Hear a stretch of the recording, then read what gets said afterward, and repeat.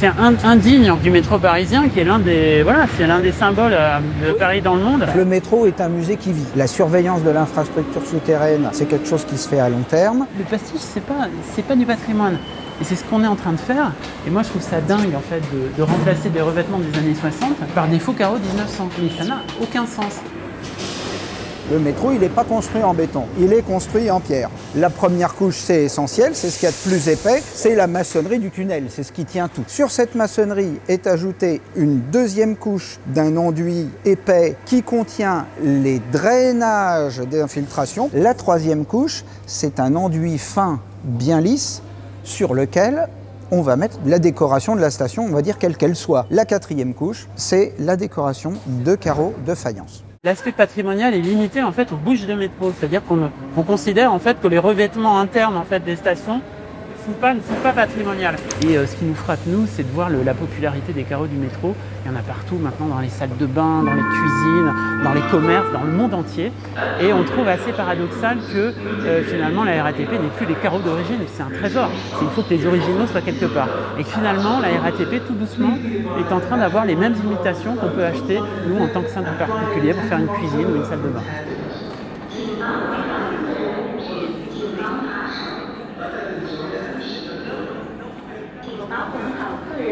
Ce que je voulais montrer, c'est donc ça c'est le modèle d'origine, donc avec une voilà, fleur de lotus.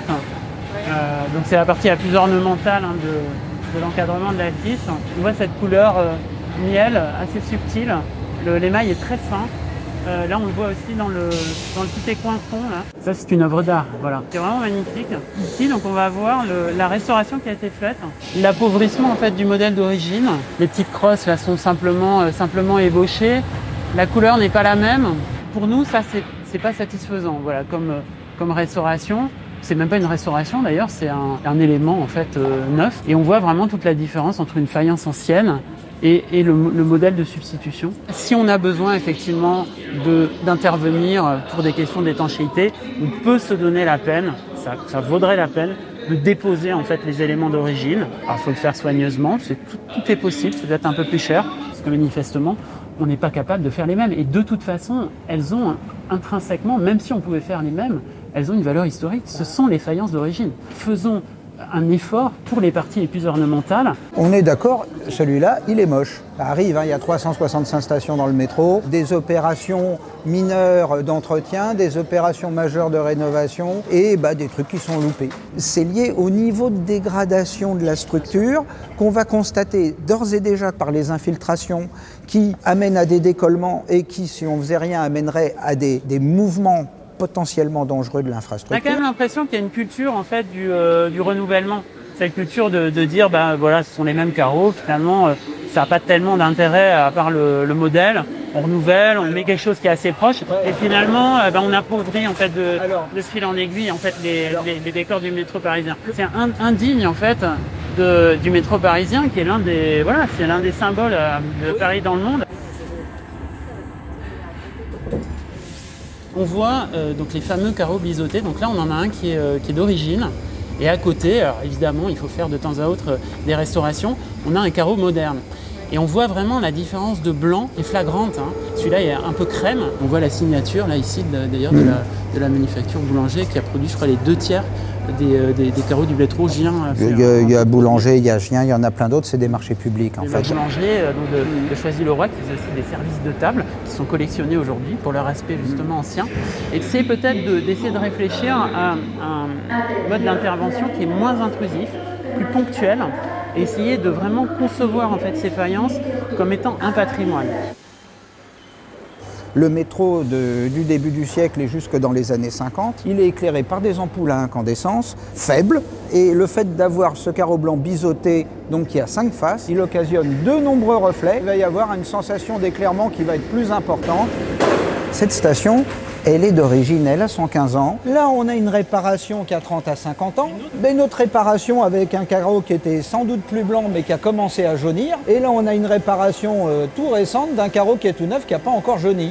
est-ce que la terre qui est sous-jacente était différente aussi? Comme là, on parle de la faïence de Rouen, l'argile en fait venait de là. Et très souvent, l'émail prend la coloration en fait de la terre qui est sous-jacente. Parce que c'est de la faïence, très résistant, et je pense que ça ne change pas de couleur. Il y a des questions de. Et d'ailleurs, j'avais lu que lors de l'opération là comment s'appelle le renouveau du métro dans les années 2000, qu'on avait justement joué sur le blanc pour donner plus de luminosité. L'idée d'avoir un métro plus lumineux. Donc je pense que c'est aussi volontaire. À la limite, quand on détruit complètement une station, il vaut mieux en faire une de notre époque. Il faut essayer justement de sauver les dernières anciennes. C'est la question du pastiche. Le pastiche, c'est pas du patrimoine. Et c'est ce qu'on est en train de faire. Et moi, je trouve ça dingue en fait de remplacer des revêtements des années 60 par des faux carreaux 1900. Ça n'a aucun sens.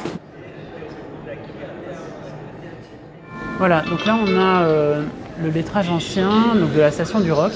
Alors, on voit déjà que c'est sale. Alors, ça c'est dommage parce que ça coûterait probablement pas très cher de nettoyer un petit peu. Il y a toutes ces gouttes là qui sont là. On voit ce bleu très profond et nuancé avec donc l'émail qui lui donne une profondeur légèrement nuagée. C'est un processus artisanal. Il devait y avoir un pochoir en fait. On a dû cacher les zones qui n'ont pas été passées en bleu. Juste à côté, le même lettrage neuf. Alors on peut comparer la lettre D. Alors on voit là vraiment le côté vraiment industriel en fait de la faïence, c'est du carreau de salle de bain. Il n'y a aucune profondeur, c'est pas du tout nuancé. On voit le côté vraiment très mécanique en fait de la lettre.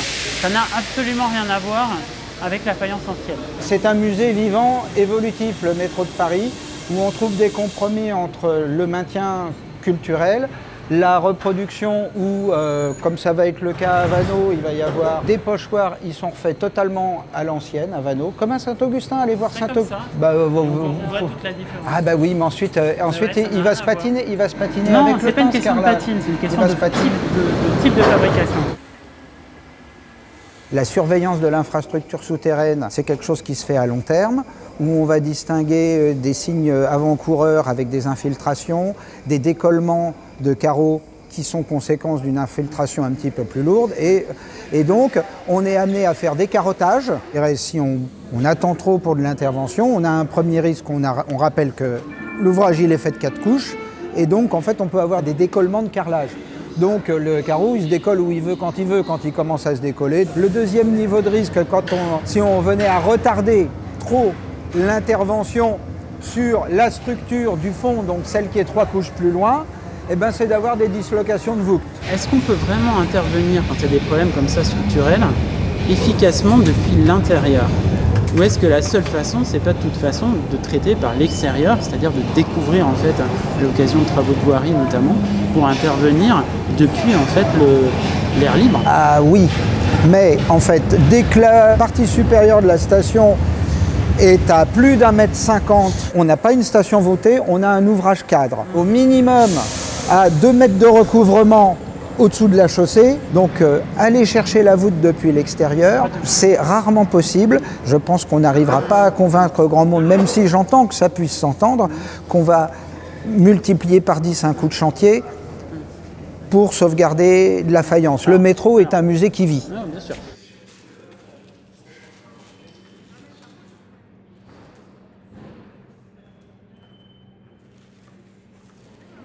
Là, j'ai une photo du lettrage, en fait, du nom de Vanneau, qui était, alors c'était il y a quelques jours, donc on voit que les destructions progressent.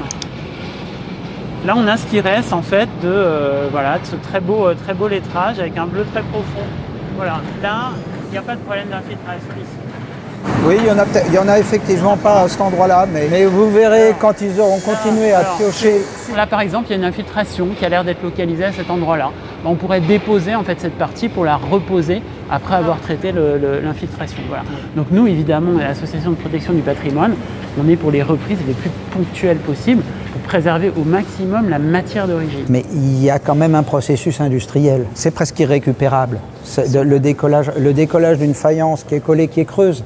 Vous le voyez ici, hein, elle forme pas bloc, elle est creuse. Bien sûr que c'est dommage, mais c'est du ciment-colle qui est collé dessus depuis à peu près 100 ans.